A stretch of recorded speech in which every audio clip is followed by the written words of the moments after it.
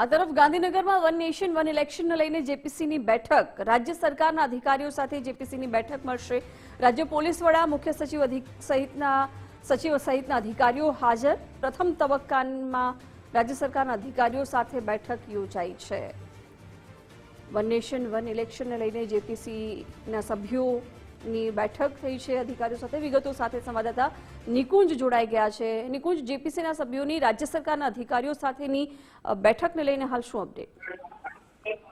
One nation one ઇલેક્શનને લઈને સંયુક્ત સંસદીય સમિતિ, જોઈન્ટ પાર્લામેન્ટરી કમિટી જે છે તે આજે ગુજરાતની 3 દિવસની મુલાકાતે છે અને રાજ્ય સરકારના અધિકારીઓ સાથે તેની પ્રથમ તબક્કાની બેઠક મળી છે.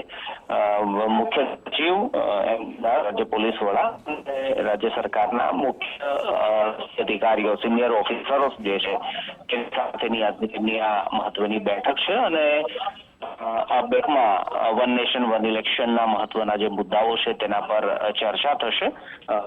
મહત્વનું છે કે આવતીકાલે મુખ્યમંત્રી સાથે પણ જેપીસીના સભ્યોની બેઠક મળવાની છે. જી નિકુંજ, આભાર જાણકારી માટે.